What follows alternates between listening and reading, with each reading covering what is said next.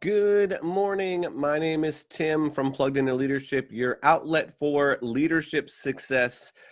Here this morning, we're going to be talking about how to deal with the workplace bully. So I want you to, the question for the day is, have you ever been bullied at work?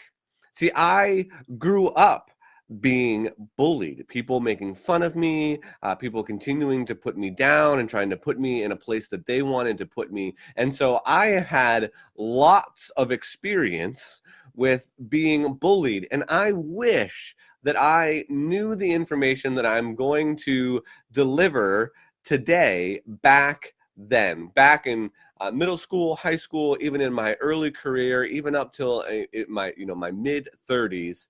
It took me a while to realize how to deal with this. And really, it started to come together when when my son was dealing with bullying, to really kind of break it down and be like, okay, so kids are making fun of you. What do you do? What are some of the things that we need to keep in mind when this is going on? Because you kind of mature and you grow up, you're like, whatever, it doesn't really matter. You kind of move on a little bit, but it still has an effect on you. I mean, being bullied at work can be lasting. It can carry with you. I remember working with one individual that continually put me down. Anything that I valued, anything that I showed an interest in, well, that was the target of the day.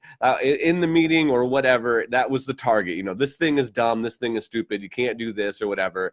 And it just never really helped me wanting to be there, actually. And so maybe you're in that same spot. Maybe you can't stand where you're working because you have a leader or you have somebody that's above you that is constantly putting you down or constantly bullying you. How do you deal with that? What are some things that you need to keep in mind, and how do you work through some of those issues? So I want to talk about some of that today. The first thing that I have realized is to answer this question when something comes at you.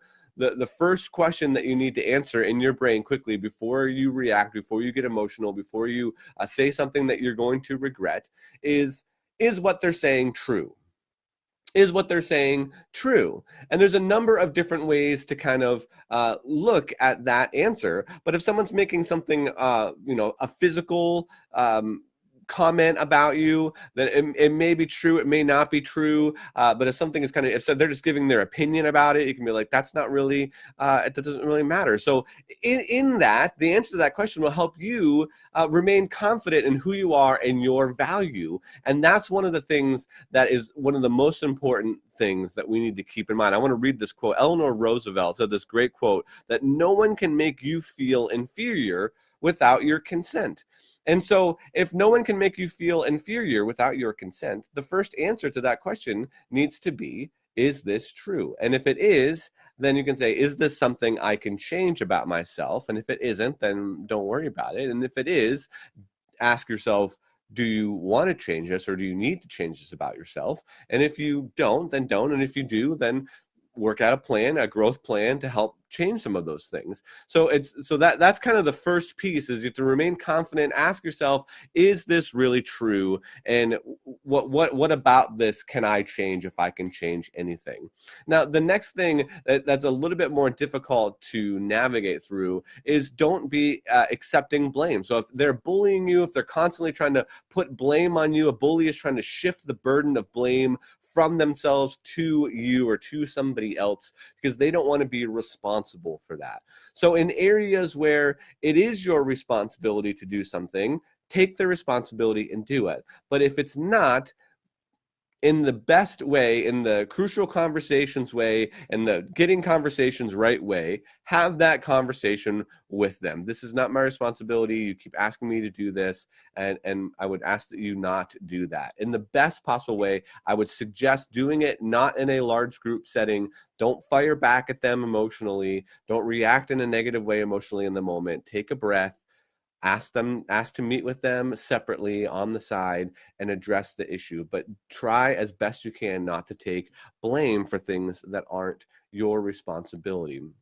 A good friend of mine, Chris, talked about this idea of being what you're concerned about and what you're responsible for. And those sometimes are two different spheres. And sometimes they come together. And so what you're concerned about is also what you're responsible for, but oftentimes it's not. So being able to make that distinction will help you realize and understand what is your responsibility, and for you to not take blame for things that aren't your responsibility or aren't your concern at the moment.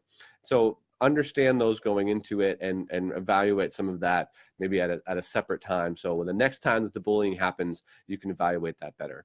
And the last piece of advice that I want to give is refuse to be a victim. Again, I want to read this great quote, if I can find it here. So Albert Ellis asserted, "By not caring too much about what people think, I am able to think for myself and propagate ideas which are often unpopular, and I succeed."